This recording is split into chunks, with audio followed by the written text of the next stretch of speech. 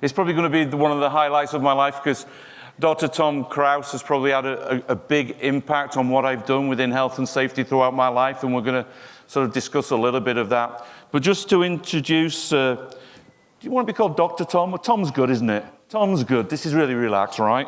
So Tom is CEO of a company called Krause Bell Group, and he's a global renowned expert on safety leadership, culture, and behavior. He holds a PhD and has authored 5 influential safety-related books. 5. It's not bad, huh? Anybody else published here? Oh, sorry. Yeah. So what I want to do is we're going to sit down and have a fireside chat. So I'm going to bring up my questions to make sure. When we practiced this, I think we got through one question, didn't we? We talked for 1.5 hours, and we only got through one actual question, right? So I've got to find my questions. So I'm going to sit down. I'm nervous. Is that all right? Yeah, that's good. That's a good. Is that okay being nervous? Yeah, sure. All right, okay, all right. Yeah. So just to start with, I mean your career has spanned a long, long time in safety research, but how did you actually get into safety? I mean, what happened? Yeah. So first, can I congratulate you on this conference? Thank you. This is really, I have to tell you, when I first saw the plan and I saw the location, this is home to me. I grew up in this area. I thought, of all the places in the United States that you could have a conference, why would you pick Berkeley? Well, I was wrong, I think. I mean, for one thing, this hotel is just a joy to be in, just to be around. It's fabulous. But the thing about it that I really like is that you have gathered constituents from different parts of the safety community that don't usually talk to each other. So, for example, the academic folks are not in conferences very often with the safety folks, and they should be, because they have something to say, and there's something in that interaction that would be really good. So congratulations for making this work. Thank you very much. We've already gone off script, by the way. Yeah. So this is probably where we're going to go. So, okay, so how did you get into safety? Yeah. So I was trained in clinical psychology and in experimental psychology.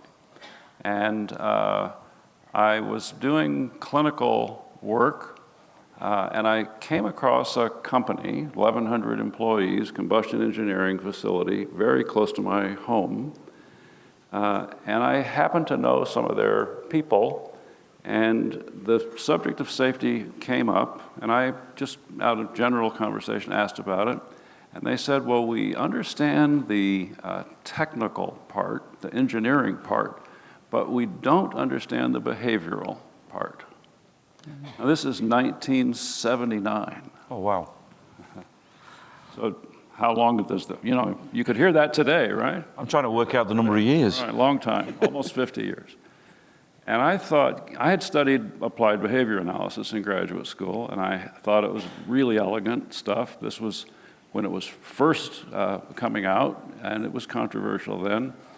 And I thought, gosh, I understand the behavioral part.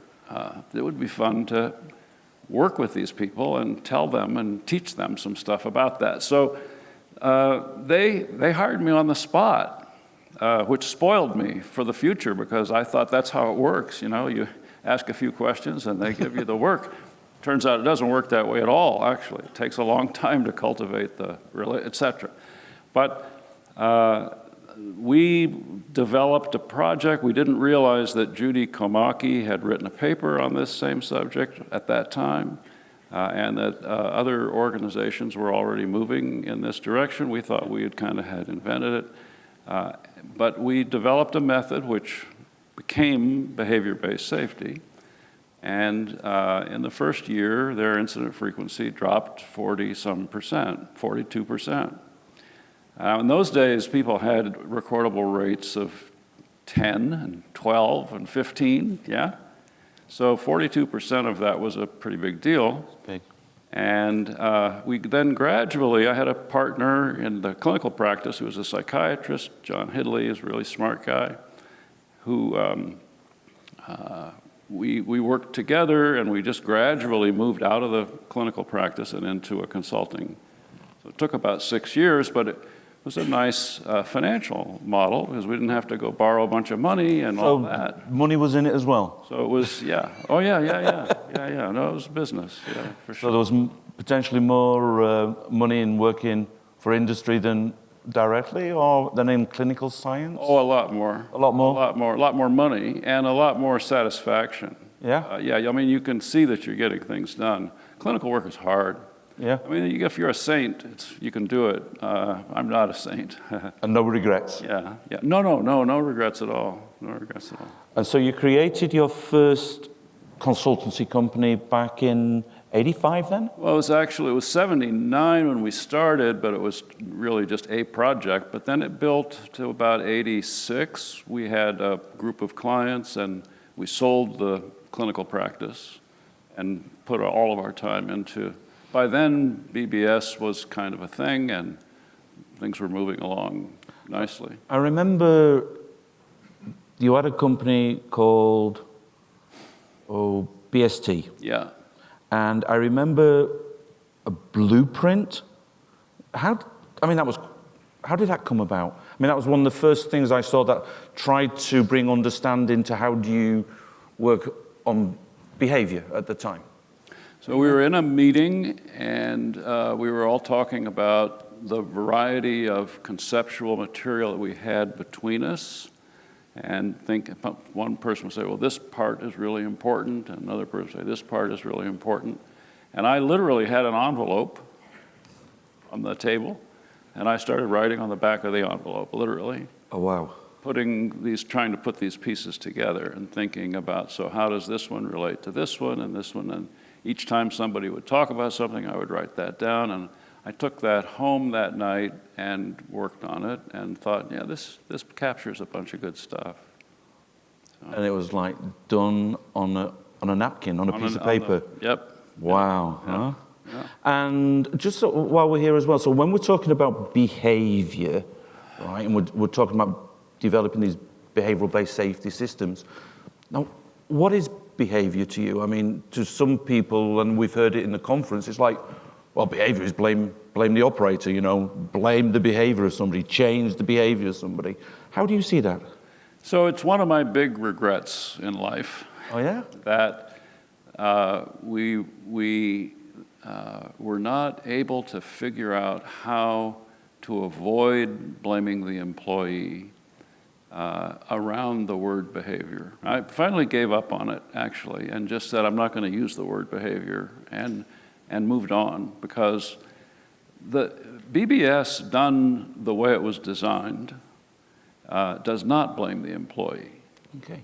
And that was clear. I mean, so there were 4 steps in BBS, and the actual original BBS stuff that we developed. So define the behavior, observe the frequency, give feedback to people, and then look at the data that you gathered when you observed and find solutions that enable the behavior.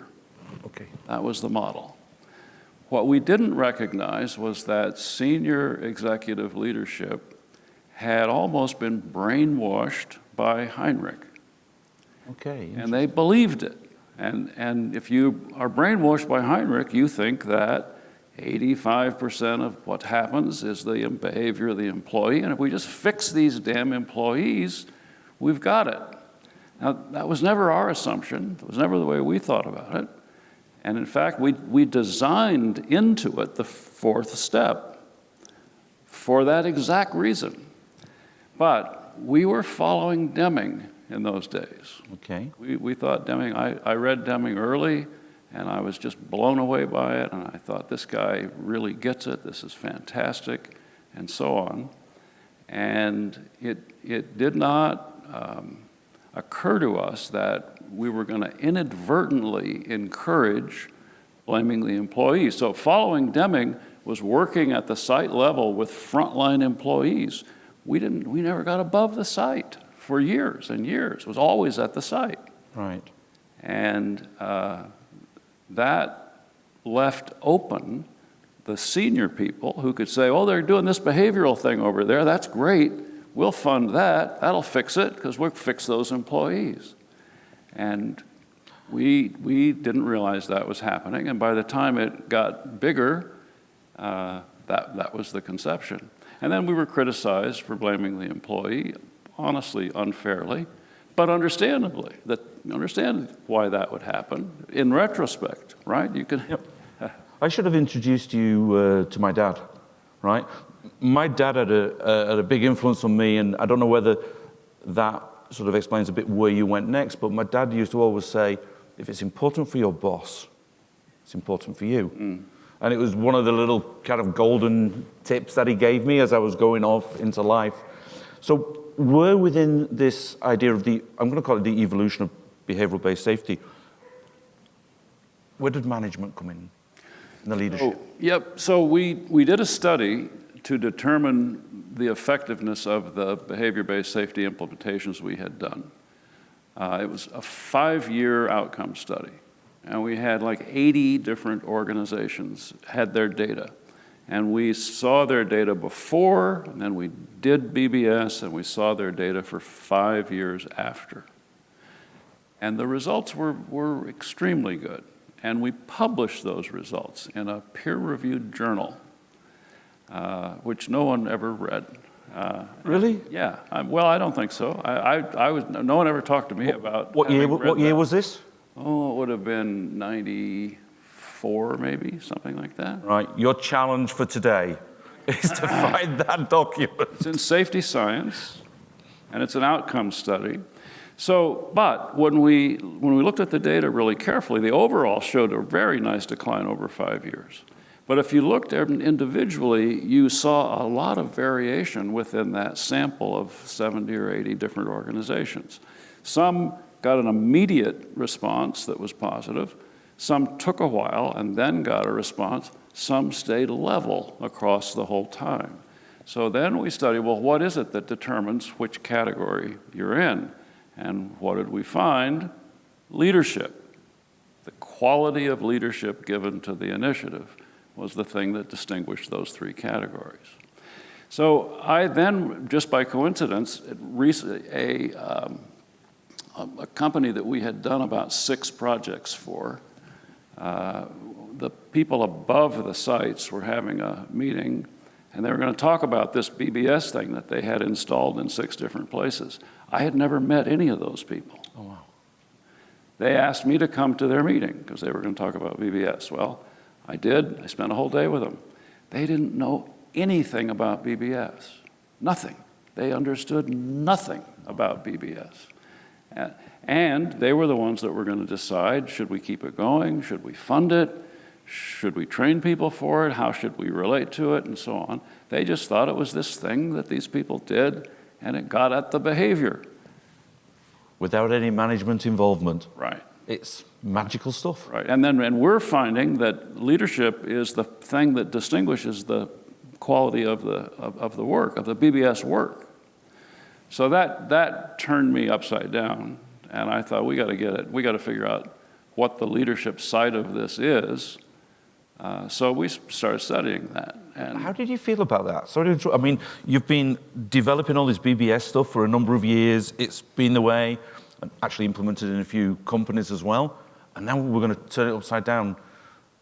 Was it a revelation or evolution? How did you feel? Oh, I felt great about it. I mean, because I was perplexed by the fact that the 3 groups had such different outcomes. So I thought, oh, this is great. This is a very nice development. You know, what's more fun than to work on something you're interested in and see it develop, see that you get a hold of it in a different way. I thought it was great. So how did you, what kind of methodology or tools came out that said, okay, this is how we're going to get the leadership more involved. This is how we're going to change the behavior of the leadership? So we started with, what is it that you want the leader to do? And that's pretty straightforward, right? You want them to have a value for the safety piece. Yep. And there's variation across leaders on that. There's some who have had experiences or somehow they got it. Paul O'Neills of the world, they're out there. There are some who think it's kind of a nuisance. You just got to put up with it. There are some who would just as soon ignore it altogether. So there's that piece. You got to educate them and find a way to build the value. And then part of that education needs to be that the process that is necessary to get continuous improvement is actually fairly straightforward conceptually, but it takes a lot of work to do. So the process is you get eyes on the work, and you see where you have vulnerabilities, and then you get decision makers to address those vulnerabilities. That's pretty straightforward, right? Sounds it. Since quality, that's what they do, right? They have Gemba walks. They go out and they look at the work and they talk. Now, if you go with leaders in an organization and watch what they do when they do that, you'll find enormous variability. Okay. For some, it's like a chore. They don't listen very well. They go through the motions. For others, they really dive in and they listen. When they say, wait a minute, why is it that you're standing in water here?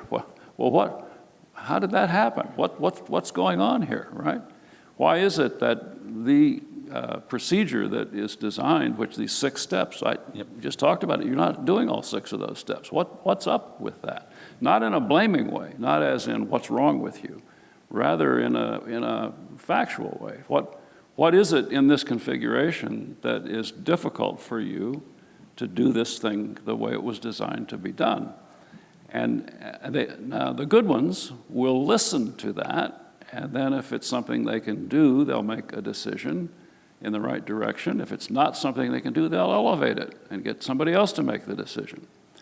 So, but you got to get that across. You got to get across that to the leaders, and you'll find huge variability across those leaders. Now, how do you assess them? You do it with a 360. Okay. You ask the people around them, and they'll tell you. They'll tell you who is a strong safety leader and who isn't. They'll tell you who listens well, who takes action. You just lay it all out.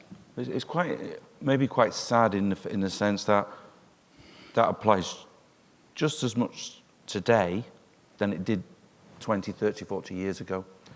Why do you think that when it comes to visible felt leaders, walking the talk and all the rest of the stuff, why don't managers get it? Why do we all have challenges with the line, the CEOs? We don't all have the Kim Greens. We listen to Kim Green on, I don't know if you know Kim Green from Southern, it's absolutely amazing. Why don't they all get it? Yeah, it's a really interesting question. I mean, why does anybody put up with their own behavior and decision making that they know leads to outcomes that are undesirable? Yeah. Right? I mean, that's the way we're built.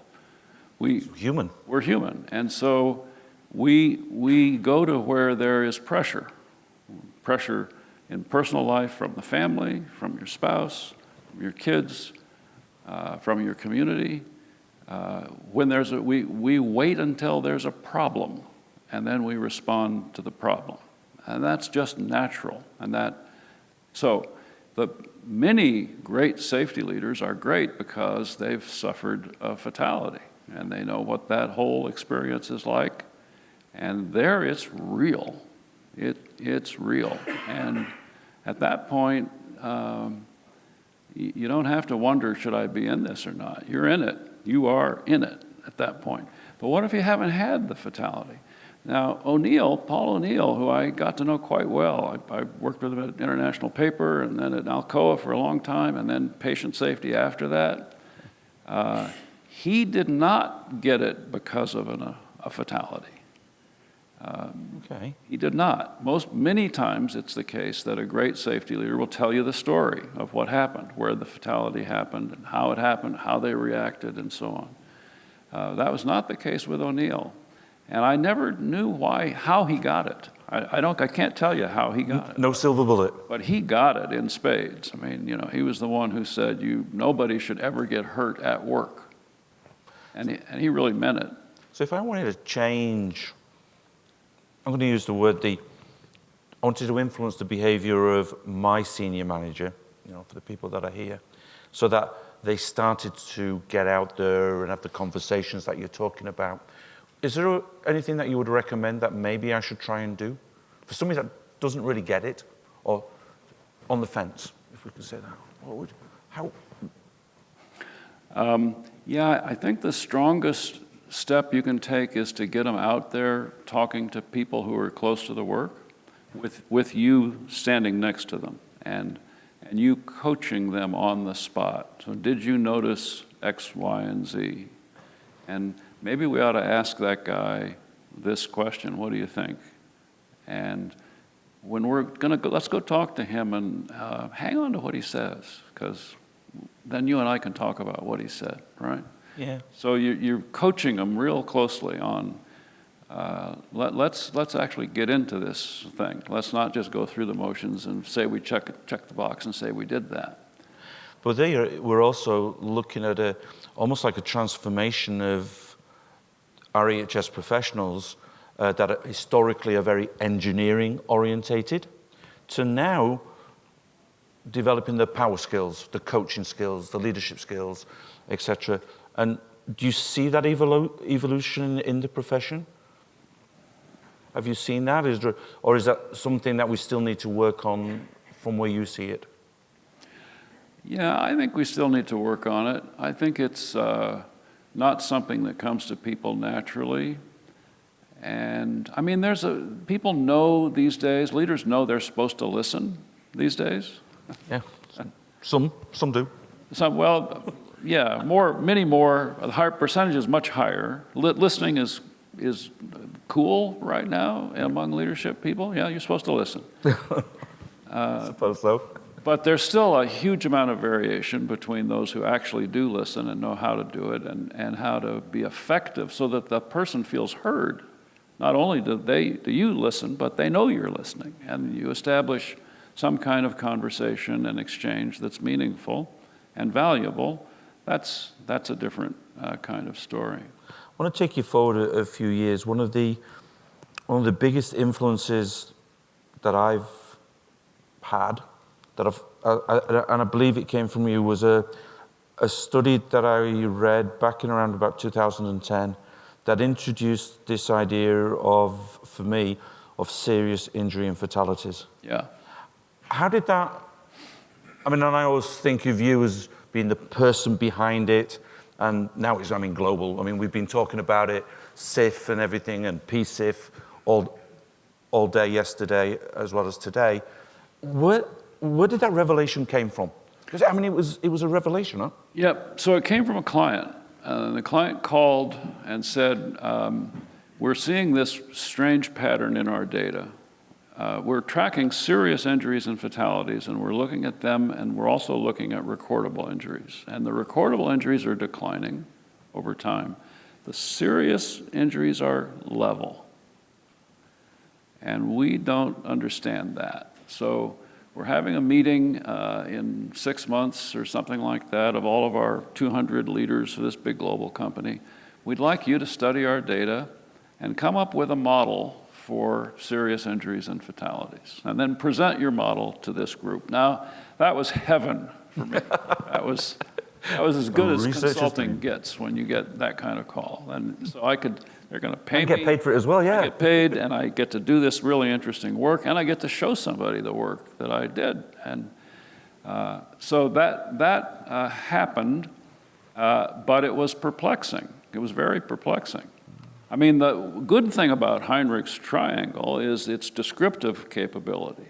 In other words, it holds, right? Frequency and severity are inversely correlated all the time, not just some of the time, all the time. And that's strong. That's a strong finding.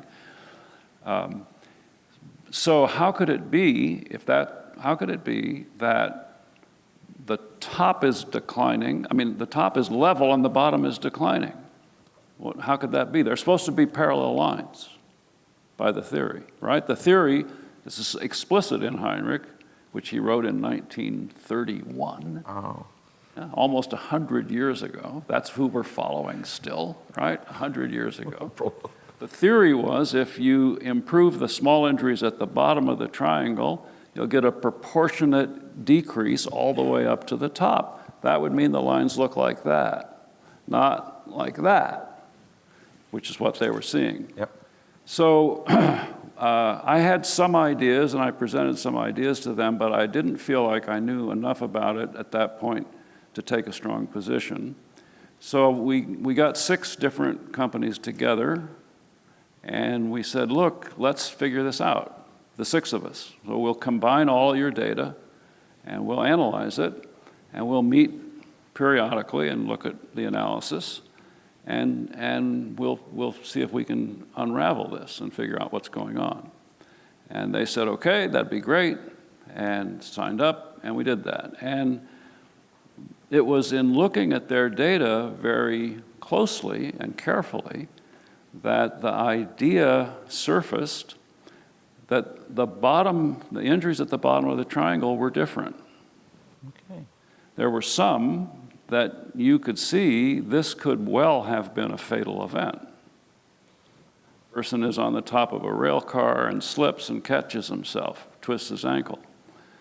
Could have fallen off and been killed. Another person is walking through the parking lot, slips, grabs the side of a car. That's likely not going to be fatal or serious. Likely. Likely. Yeah. So that insight made us start to look much more carefully individually. And sure enough, we found you could distinguish smaller events by which ones had the potential to be serious and which ones didn't. And we found that across all 6 companies. We studied their data. And it was the case, everyone had the same pattern. And so after that, after you realize that, it was like, well, yeah, that's... You're going to say, yeah, it makes sense? Yeah, that makes sense, yeah. It's not surprising that that would be the case. But that really changes the game. It means that the way you approach serious injuries and fatalities needs to be quite different. Yep.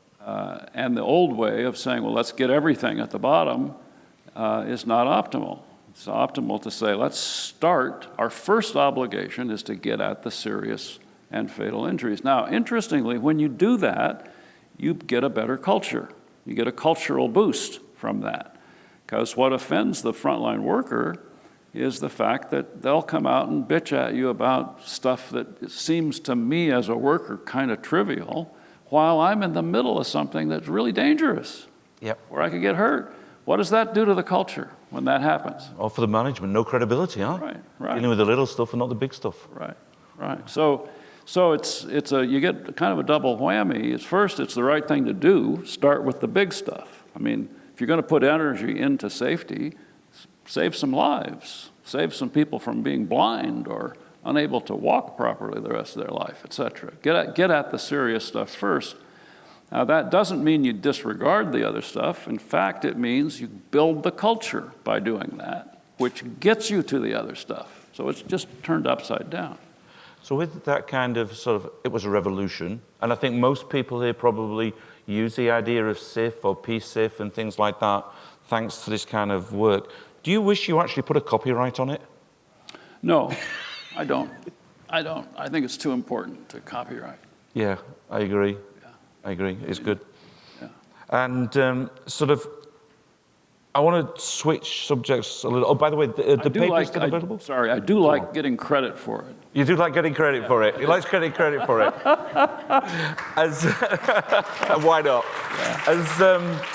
And the actual research paper is still available out there. The one that is 2009, 2010? Yeah. It's out there. It's worth a read. Yeah. One of the safety publications declined publishing that paper. Because it was radical? I don't know. It made me so angry. I quit. I didn't revise it. Really? That was stupid of me. I should have. If I could have kept working with them and gotten them to publish it eventually. But it seemed so outrageous that they didn't say revise it. They just said, no, we don't want to publish this. And I thought, how could this be? And I gave up. But there are several papers written, and I'm happy to send them to anybody that wants to read them. And it's out there these days. It's in various books and so on. Yeah. There's lots of going forward, there's been a lot of controversy around, as we were saying before, BBS, behavioral. No, it's not you. It's the chappy there. Okay. Around behavioral-based safety, right? Yeah. And it seems to be that you haven't sort of like abandoned it completely. You've just maybe changed the way we're going to influence either line managers or influence people in general. Is that a fair statement, or do you see it a little bit differently the way it's evolved? Yeah, we quit saying behavior on purpose. Yeah. Because it had a connotation that was ambiguous to people, and it was confusing, and it encouraged the manager who didn't understand. I was once interviewing a very senior executive, and he looked at me and he said, he said, "I can't fix stupid." And I said, "Neither can I." Looking at the manager when you said that, yeah. Neither can I. So the behavior word gives the wrong connotation. It's a shame because it's a lovely word. It actually captures something very important, but it does. So rather than try to fight that and say, we were right all the time, damn it, because of the fourth step. Yep. But then on the other hand, we got to take responsibility for things. That fourth step didn't get across to people. We didn't get it across. So we just thought the better way to do it is just to not use the word. That we then got interested in decision making. And that turned out to be a very, very productive endeavor. Yeah, no, go on. I'm thinking that this is off script, by the way. So this is sort of like leadership decision making? Yeah. Go ahead. Okay, so for serious injuries and fatalities, you can learn a whole lot by doing an analysis of the decision making that was involved, that led up to and was important to the event itself. Okay, so the typical thing is the last person who touched it before it blew up gets blamed. And when you look at the event, you say, well, what happened? Well, the employee didn't follow the procedure. He was supposed to lock this thing out. He didn't lock it out. And that's why the thing happened. That's why he got killed. Now we understand what happened, right? So if you do a decision analysis, you say, first off, okay, he made the decision not to lock it out. Let's look at the other decisions that were made in the context of that situation, and let's put them on a diagram with a time sequence, and then let's decide who made those decisions, and were there biases in the decisions. Now, by bias, I mean a misestimation of probability. That's Kahneman's version of a cognitive bias. Cognitive bias means a failure to adequately assess the probability of something. So what bias was in place when those decisions were made?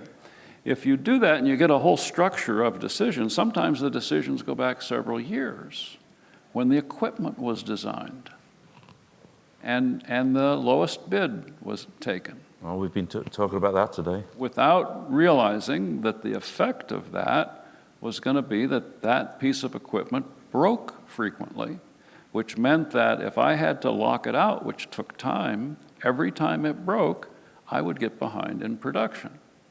So blaming the employee because he didn't lock it out, actually, people don't lock that piece of equipment out. It's in the culture. The way we do it around here is you don't have to lock that thing out. Always done it like that. Right, that's how we do it. So now you get that from decision analysis. And in my experience, that's the most effective way to convert the senior leader who thinks this is all about behavior. Right. Say, give me 3 of your big events that you've had, big serious events, and let me do a decision analysis on all 3, and then I'll bring you the result of that. And by the way, I've got a database of some hundreds of thousands of, not 400 or 500 of those that I've done. I'll compare yours to my database, so I can tell you what kinds of biases are in the database and what kind of biases you have. And then let's talk about how you want to approach this. And primarily here we're talking about cognitive bias, primarily of, well, everybody, managers, operators, the cleaners, contractors. Right. The biggest bias that you find in that analysis is overconfidence. Okay. I thought it was going to be fine. I know it takes 4 people on a maintenance crew to do this job properly. I only have 3 people today, but I know those 3 people. And they're good. They can do it. I wouldn't put any 3 people out to do this job, but those 3 I know. And they've never had an accident before. Right. I know all about it. I know about it. So at the moment, and we had Todd Conklin with him. Is he with us today? So there's been a lot of discussion, and he's not with us. There's been a lot of discussion out there about behavioral-based safety and challenges and HOP and all these kind of things. And what do you think about all this that's going on out in social media, etc.? I think HOP is great. I think Todd Conklin has served us well, really well. And I think, he's a friend, and he's a terrific guy. But if you didn't like it, if he was a friend and you didn't agree, you'd say that, wouldn't you? He's not here. Yeah. So no, I think he is right. Conklin was at Los Alamos Labs during their BBS days. He was the guy that did BBS for Los Alamos Labs. Right, I didn't know that. Yeah, and he saw limitations, and he saw the kinds of things that I have been talking about within the people running that national laboratory. Physicists, smart people. But he saw the limitations, and he came up with ideas that were different, and they were good. They were really good. There's BBS done right and HOP don't have any problems together. They get along just fine. BBS done wrongly and HOP collide. Okay. So really, it's I suppose that means that for the health and safety professionals, they've almost got to choose the right approach for their organization. How does that fit with you? Yeah, the problem with this stuff is it's complex. It's not simple. It's complex. So for that particular thing, it's more important that you get the right person in there who can relate to your senior executives than it is what you call the thing that they do. Okay. And the right person is somebody that knows organizational life well and that understands these principles that we've been talking about. Now you'll find that person in the HOP world, you'll find that person in the BBS world, you'll find that in the decision-making world. There are people who get it. Yep. Those are the people you're looking for. Wow. So I want to cover your last book, right? It's not on my list of questions either. It's what I would describe like a gooey thingy thing going round that you call culture. Where did you come up with that idea of a gooey thing walking around pretending to be culture? So I started writing that book after consulting with NASA after the Space Shuttle Columbia failure. And I couldn't finish it for a long time, and then a couple of years ago I got around to finishing it. All right. The way that happened is that I was thinking one evening, late in the evening, about culture for some reason, and I realized what an odd construction it is. And I started to think about what is it really. So we know culture, right? Everybody knows organizational culture. Yeah, you can recognize it. You know the organizational culture, this place you work and that, and they're different. But how is it that culture exists, and what way does it exist? In other words, it's something between us, right? You have it, and I have it, and he has it, she has it. Wait a minute, what is that? How does that work? That occurred to me. I was falling asleep. I was sitting watching TV, falling asleep. You know how when you fall asleep, there's a little moment of kind of eerie thing in there? And all of that occurred to me. Like writing things on a serviette as well. Yeah. So then the idea came to me, well, what if your culture was personified and you could talk to it? What would it say and what would you say? So think about this as a thought experiment. Imagine that your culture, the culture of your organization, becomes a person and you can talk to that person. What would you want to ask them? And what might they say to you? What would that conversation be like? So all of that went through my head, and I thought, hey, this would be fun to write. It was different. Very different, yeah. But I have this picture in my head of this gooey thing going around rooms and talking to people. Right. Anyhow. So the big advantage of that, as I was writing it, the big advantage that occurred to me is that the personified culture can talk to the leader in a way that you and I can't. The culture creature can say, no, wait a minute, you're off base. You're just, well, hold it. You don't even know what you're doing. You don't understand this. Let me explain this to you. Don't get mad at me, but listen to me. You don't get this. You can say that. You can't say that. All right?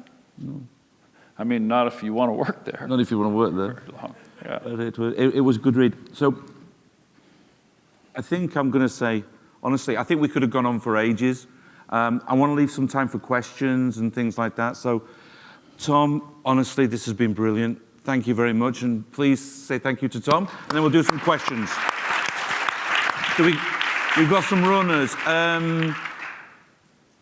Faith Feeney's got a question. She's straight up there before I even say questions. I've been sitting on this question because this is ripped from the headlines. Oh, bother. ASSP this week released a leadership listening tour. They have 3 items that leadership has been spending time telling us as an organization what's important. Number 2 is aligning safety with business strategy. The question I have is, what can we do to help leaders make better decisions? So I guess the first thing is, do they realize that improving safety through the culture is good for their business? So that's insight 1 in the book that I have written called 7 Insights into Safety Leadership. That's the first insight. Do they get that or not? And you might be surprised, some of you, at how infrequent it is that they do get that. So they think of it as a trade-off. Well, we could do the safety piece, and we should, because we don't want to get people hurt, but man, we're going to pay for that. We're going to pay for having to put energy and resources into the safety thing, which is exactly backwards, actually. The truth is, if safety is improved by making the culture better, and that's not broad, that's the specific attributes of the culture, the cultural infrastructure. If you work on the cultural infrastructure, and that's the way you improve safety, the cultural infrastructure predicts everything good. It predicts quality, productivity, absenteeism, all the stuff that you want. Okay, so now, do they get, if they don't get that, it's going to be really hard to get them to trade off, to put their time into something that is just a lot of time for not getting much back. If they do get that, then they'll do what you want them to. Wow. Faith, for that, you can have a signed book by Tom on culture. Eh? Well done. First question, you were so brave. Now, does anybody else have a question? Anybody else want to ask a question to Tom? Is it because you want a signed book? Well, you get one anyhow. For being brave. Tom, always a pleasure to hear you present. And so I just have you just blew my mind with personification of culture. Could you give us a tangible example of, how to personify culture within an organization? Like how to identify it? Like just maybe some action steps. Yeah. So oh, thank you. Oh, well, never mind. Somebody turned the lights down for a minute. I have a little light sensitivity thing, so I'm going to do this. Is that good? Yeah, so the idea of understanding the cultural infrastructure is probably the shortest route to that. So there are 5 or 6 variables that have been identified that make up the cultural infrastructure. So you understand an infrastructure like in a city or in a state or country. We have telephone lines, and we have internet connections, and we have bridges and roads and all that. That's infrastructure. We've got to have that infrastructure to do our stuff, to make it work. Well, there's a cultural infrastructure as well. So we got to have upward communication that works well. It's essential. If you don't have upward communication, how are you going to get good decision making? They don't even know. They don't know what's going on there. So information's got to flow up. If you look at the big catastrophes that have happened, BP, Space Shuttle Columbia, Brumadinho Dam, you look at those big events, every one of them has a lack of upward communication. It's really common. So that's a variable that you have to figure out how to get at in a significant way. These variables I'm going to talk about are things that have been researched. There are papers written about them. They're in the academic literature. They're not things I made up. They're part and parcel of the public knowledge. Another one is perceived organizational support. So I have goals. Do I get support in the service of those goals? Meaning, can I go to my boss and say, I'm stymied about this. I had a plan, and I thought I'm halfway through my plan, and I don't know if it's going to work. And, I'm not sure what I ought to be doing. Are you free to do that? Or is that going to make you look bad? And you're thinking, man, if I admit that, that's not going to be good for my career. I'm going to get a bad performance review. I better just put my head down and try to figure this out myself. Now, there's a whole book written on perceived organizational support. It's huge. It's a huge, huge variable in the culture. In some cultures, some organizations, you're welcome to do. They like it when you do that. They want to help you. They want to know. So you can be completely open and transparent. In other cultures, you've got to watch what you're doing. NASA was one of the second. When we analyzed their infrastructure, this was a long time ago, BST did this, the perceived organizational support and upward communication were both low in NASA. I mean, NASA's a wonderful organization, incredible organization, smart, the best people, but it's highly driven by who is the smartest. Who's the one who can get it the fastest? And so you don't want to admit that you're having trouble understanding why foam comes off of the external fuel tanks on liftoff, and why we're still flying under that condition, which we have identified as a no-fly condition.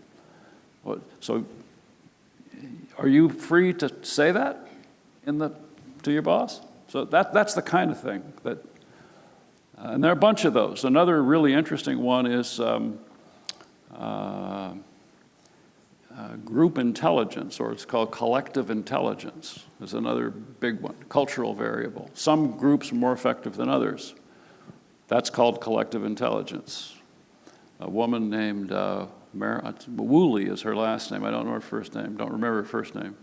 At Harvard, has done a flock of research on collective intelligence. Wonderful stuff, and really helpful to know. And I would call that a cultural variable, part of the cultural infrastructure. Well, Tom, I think we could go on forever. Yeah. But it's been a real pleasure. Thank you very much. Yeah. Thank you. It's been really good. Thank you. It's been really good. Thank you.